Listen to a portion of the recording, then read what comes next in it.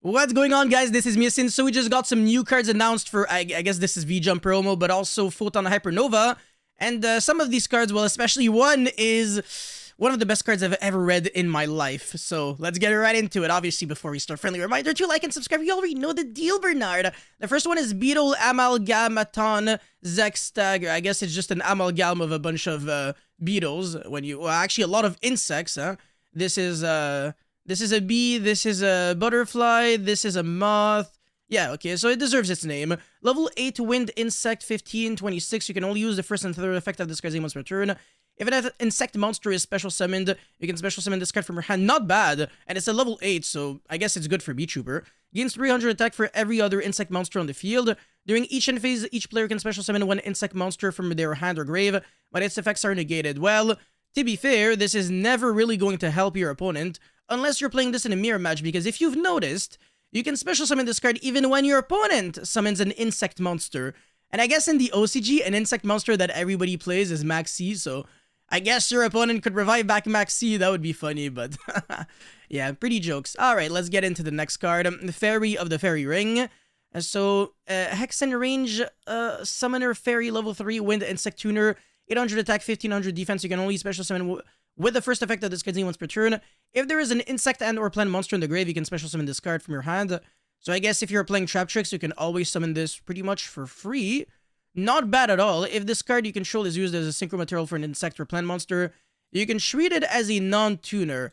Yeah, but to be fair, it has to be for an insect or plant, and they're usually not the greatest, so I don't know how I feel about that one. And also, Needle Fiber is banned, so you can't really abuse tuners the same way you used to. So that's also something to take consideration. Every single time I read a tuner now, the potential of you being broken has decreased drastically. Anyway, Circle of the Fairy, level 7, Wind Plant Synchro 2225, generic. You can only use the second effect once per turn. During your main phase, additional effect for an insect or plant monster, which is alright. When a monster or monsters is destroyed in a battle involving your insect or plant monster and sent to the grave, you can target one of them and inflict damage to your opponent equal to half the attack it had on the field.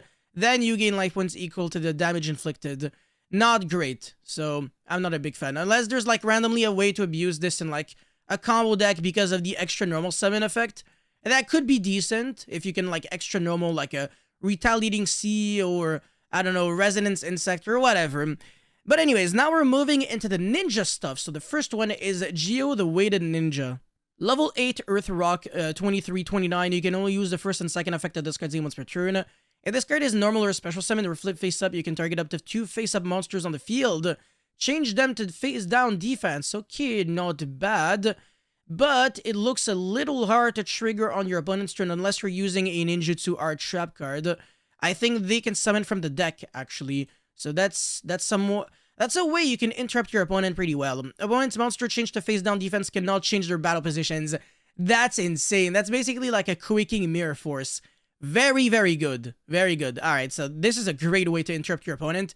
Pretty much blocking zones too, because your opponent now has 2 monsters on the field that do nothing. Obviously, against fusion-based strategies, this is ass, because face-down monsters can still be used as fusion materials, but still. If another monster or monsters on the field is flip face up while this monster is on the field, you can target one card your opponent controls, destroy it. Alright, cool. That's very interesting as well. By the way, if I recall correctly, this is not considered a continuous effect, but just something that lingers, so even if it leaves the field, those face-down monsters still cannot change their battle positions. But yeah, this card's definitely interesting. I would like to see this card being used in Ninja, but I don't know how to use the deck too well, so this is... I don't know, I don't have much to say about it. Anyways, now we have Yagura Maru, the Armored Ninja. They all have freaking shinobi names. Shoutouts to Naruto. Level 5 Dark Machine. Instant fusion for Cyber Dragons. Materials 2 ninja monsters with different types, which is not even a good thing for the deck, because if ninja ever becomes like broken, then they start losing to Super Poly. Anyways, must first be either fusion summoned or special summoned by tributing the above cards you control. Okay, interesting. If this card is special summoned or flip face up, you can banish one other ninja or ninjutsu card from your hand, graveyard, or face-up field. Wow. Okay, hold on. It can actually... Oh, no, banish one other. I was like, oh, yeah, you can't banish yourself. Then target one card on the field, banish it. You can only use this the effect of this card's name once per turn. It's alright, but it's only on special summon. That's just disappointing. It would have been nice if it was like a thing that you could abuse like once on your turn, once on your opponent's turn. So I don't know about that, but still, it's not hard to summon because you don't need a fusion spells. You can just tribute to ninjas, and that's it, that's all.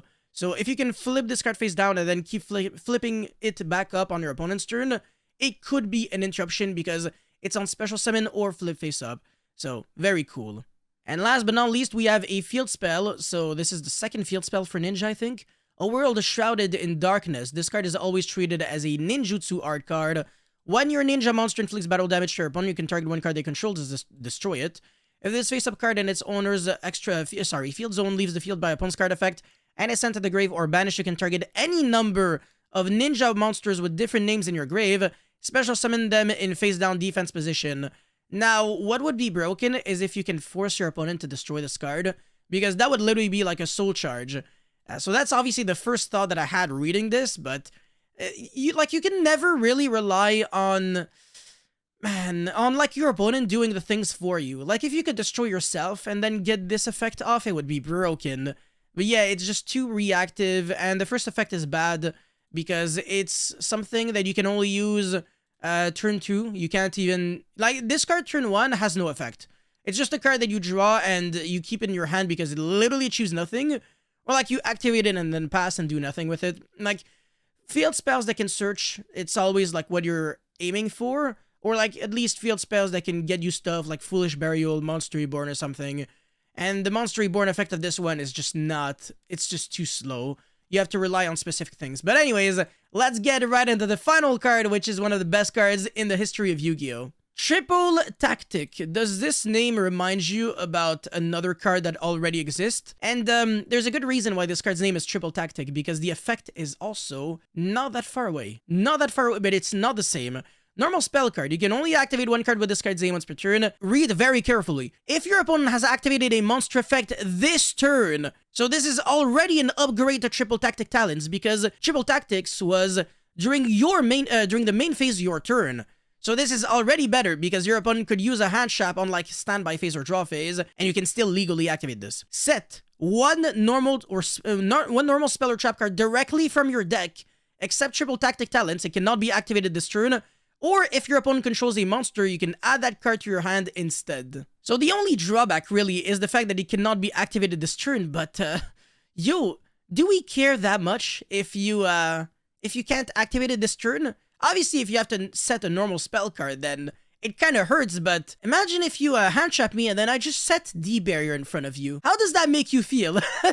Things literally worsened for you. So that's actually just ridiculous. You have so many options with this card, like what the heck? Oh my god. Then also you can search the card if you want to, which is also not too bad, but this is only really relevant if your opponent gammas you or summons a Bisted monster on your ass, or let's see, if you're going second and you're trying to break boards.